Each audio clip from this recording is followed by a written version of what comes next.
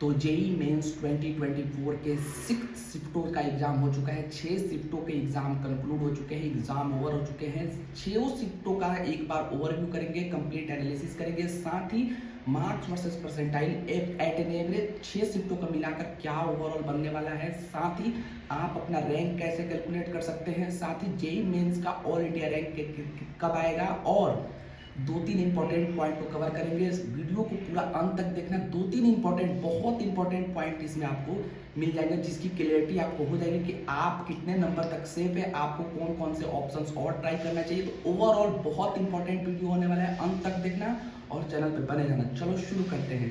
अगर 4 अप्रैल, 5 अप्रैल, 6 अप्रैल में 6 शिफ्टों का एग्जाम हो चुका है। 6 शिफ्टों को अगर कंक्लूड करें तो पेपर इजी टू मॉडरेट रहा है, मैथ्स लेंदी रहा है, physics moderate, easy to moderate और केमिस्ट्री भी इजी टू मॉडरेट रहा है। बात करें अगर मार्क्स वर्सेस परसेंटाइल की ओवरऑल, मतलब मैं एक एट एन एवरेज मान रहा हूँ कि पेपर के 6 शिफ्ट के एनालिसिस के बाद मार्क्स वर्सेस परसेंटाइल क्या रहने वाला है, तो overall marks versus percentile 299 percentile 200 marks पे बनता हुआ दिख रहा है। सोचो 200 मार्क्स पे 99 परसेंटाइल बनता हुआ दिख रहा है। अनयूनिफॉर्म डिस्ट्रीब्यूशन पे, अनयूनिफॉर्म डिस्ट्रीब्यूशन पे नहीं, यूनिफॉर्म डिस्ट्रीब्यूशन पे। अनयूनिफॉर्म डिस्ट्रीब्यूशन अगर हो गया तो ये और बढ़ेगा, लेकिन इस बार नहीं होगा।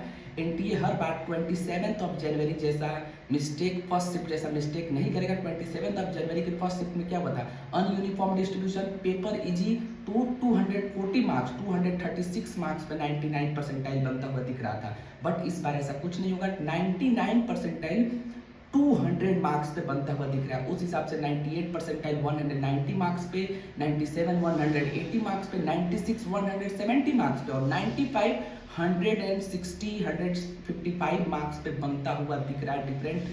डिपेंड करेगा कि कौन से शिफ्ट में आपका एग्जाम था। मैं एक ओवरऑल मोटा मोटी बात कर रहा हूँ। तो सोचो यार 165 मार्क्स पे 95 परसेंटाइल बनता हुआ दिख रहा है ओवरऑल। और 90 परसेंटाइल की मैं बात करूँ, ऐसे ही 90 परसेंटाइल की बात करूँ तो 110 मार्क्स पे बनता हुआ दिख रहा है। ओवरऑल अगर कट ऑफ की बात करूं, मैं एक्सपेक्टेड कट ऑफ ओवरऑल तीनों शिफ्ट को अगर एनालिसिस करने के बाद मैं देख रहा हूं तो 91.5 ओवरऑल एक्सपेक्टेड कट ऑफ बनने की प्रोबेबिलिटी है। 91.5 एडवांस के लिए। ओपन कैटेगरी में, कैटेगरी वाइज ये फिर वैरी करेगा, मैं कैटेगरी वाइज बाद में डाटा निकाल के आपको बाद में बताऊंगा, पहले सारे शिफ्टों का पेपर हो जाने दो। मैं एक ओवरऑल एक आपको आइडिया दे रहा हूँ कि 91.5 बनने के मोस्ट प्रोबेबली चांसेस हैं एडवांस के लिए। ये 6 शिफ्टों का एनालिसिस करने के बाद पेपर इजी टू मॉडरेट जा रहा है। मैं बार बार बोलता हूँ कि पेपर अगर इजी टू मॉडरेट आएगा तो कंपटीशन बढ़ेगा। अब सुनो अपने रैंक के बारे में। देखो रैंक जो कैलकुलेट करते हैं तो आपको भी पता है कि रैंक कैसे कैलकुलेट करते हैं, लेकिन मैं फिर भी एक बार बता देता हूँ। 100 minus your percentile divided by 100 into 100 minus your percentile divided by 100 into multiplication करना है number of unique candidates. Number of candidates जो एग्जाम में अपीयर हुए हैं, वो नंबर ऑफ यूनिक कैंडिडेट से आपको नंबर ऑफ कैंडिडेट से मल्टीप्लाई करना है। वो उसको 100 minus P divided by 100 into number of candidate से आपको मल्टीप्लाई करना है, तो आपको आपकी रैंक मिल जाएगी। इस हिसाब से 99 परसेंटाइल आपको इस बार 14 लाख से अधिक बच्चे हैं, लेकिन 14 लाख ही मैं लेके चल रहा हूँ, लेकिन 14 लाख से अधिक स्टूडेंट इस बार बैठेंगे एग्जाम में। ये कंफर्म है, 14 से अधिक ये जा रहा है डाटा। ये ऑलमोस्ट 15 को टच करेगा, almost number of unique candidates 15 को टच करेगा। मैं 14 को ही ले रहा हूँ, तो 14 लाख को ही ले रहा हूँ, तो 100 minus P divided by 100 into 14, 99 percentile पे आपकी 14,000 रैंक बनेगी। सोचो कंपटीशन कितना टफ है। 99 परसेंटाइल अगर आपका आ रहा है, 200 मार्क्स, 300 में 200 मार्क्स लाने पर आपकी 14,000 रैंक बन रही है। समझ रहे हो कितना कंपटीशन टफ है।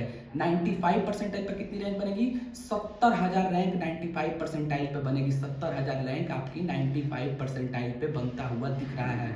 सोचो 70,000 रैंक आपको 160 नंबर लाने पे 70,000 रैंक। पहले क्या होता था, 160 नंबर आने पर टीयर 1 एनआईटीज में अच्छे ब्रांच मिल जाते थे।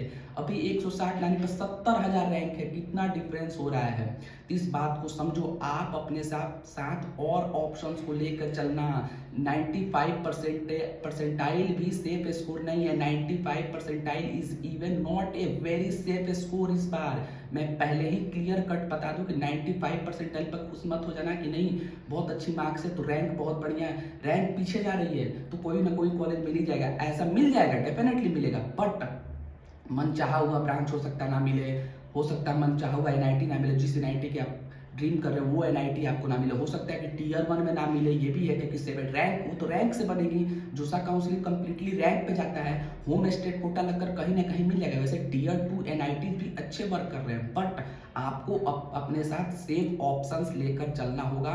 और कॉलेजेस का फॉर्म भरना बिल्कुल ना भूलना। कॉमेट के एमएचसीआईटी, ये जो मैं 2-3 बता रहा हूँ, कॉमेट के एमएचसीआईटी और बिट्स पिलानी का फॉर्म भरना मानना। बिट्स बहुत अच्छा कर रहा है, वीआईटी का फॉर्म जरूर भरना। भरे होंगे आप लोग, अब तो उनके एग्जाम होंगे। इन सब ऑप्शंस को लेकर चलना, इन सब ऑप्शन को जो आपने अप्लाई किया उसके एग्जाम्स को सीरियसली देना, लेकर चलना, क्योंकि 95 परसेंटाइल तक भी आप सेफ नहीं है अगर आप ओपन कैटेगरी में हैं। वेल आपकी कैटेगरी अगर दूसरी है, लो कैटेगरी में है आप, तो फिर वहां तक कुछ काम बन सकता है, बट कंपटीशन वैसे भी बहुत टफ है, ये लेकर चलना, ठीक है।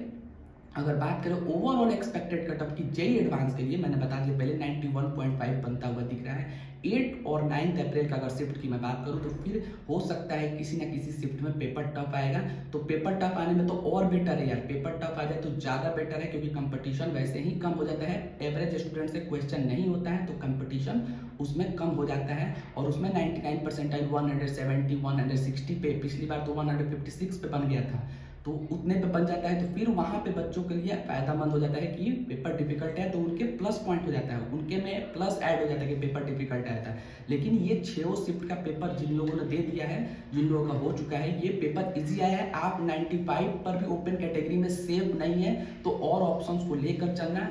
रैंक कैसे निकालना है, 100 माइनस पी, मतलब अपना percentile score divided by 100 into number of candidates, ठीक है, उससे मल्टीप्लाई करोगे तो आपका रैंक निकल जाएगा। वैसे 90 परसेंटाइल पे 14 लाख रैंक बनेगी, और ये और अधिक जाएगा, ये 14 मैं कम बता रहा हूँ, देखना जब नंबर ऑफ यूनिक कैंडिडेट्स निकलेंगे तो ये नंबर ऑफ यूनिक कैंडिडेट्स ज्यादा होंगे, उस हिसाब से रैंक बनेगी। आपकी रैंक 25 अप्रैल को आएगी, 25 अप्रैल का जेईई मेंस का रिजल्ट आएगा, उसके लिए वेट करो, बट और ऑप्शंस को देखते रहो, और ऑप्शन को ट्राई करते रहो, सारे एग्जाम्स को सीरियसली दो, क्योंकि अगर दूसरे जगह आपको अच्छी ब्रांच अच्छे नंबर पे मिल रहे हैं तो वहां पे आप जा सकते हैं।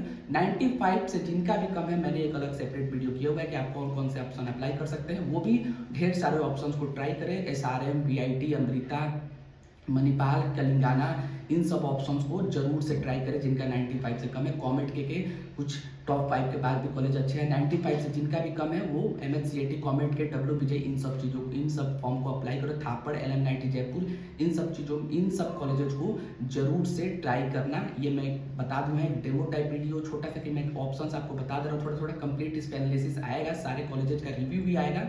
बस अपने रैंक कैलकुलेट करके अदर ऑप्शंस को माइंड में रखना, और अगर कोई भी क्वेरी हो तो कमेंट में जरूर पूछना, कहीं भी कोई डाउट है तो जरूर पूछना कि क्या मैं कौन से कॉलेज अप्लाई करूं, किसके लिए मैं अप्लाई करूं, मेरा परसेंटाइल स्कोर ये है, मेरा रैंक इतनी आ रही है, मैं कौन कौन से कॉलेजेस अप्लाई करूं, तो मैं आपको सजेस्ट करूंगा, मैं आपको कंप्लीटली बताऊंगा, ऑनेस्ट ओपिनियन अपना दूंगा कि कौन कौन से कॉलेज, कितने स्कोर पर आप कौन कौन से कॉलेज ट्राई कर सकते हैं और किसमें आपको जाना चाहिए। तो ये होगा रैंक कट ऑफ, मैंने बता दिया। Paper overall easy to moderate रह रहा है, हो सकता है कि किसी शिफ्ट में पेपर डिफिकल्ट है, तो इसमें पैनिक नहीं होना है।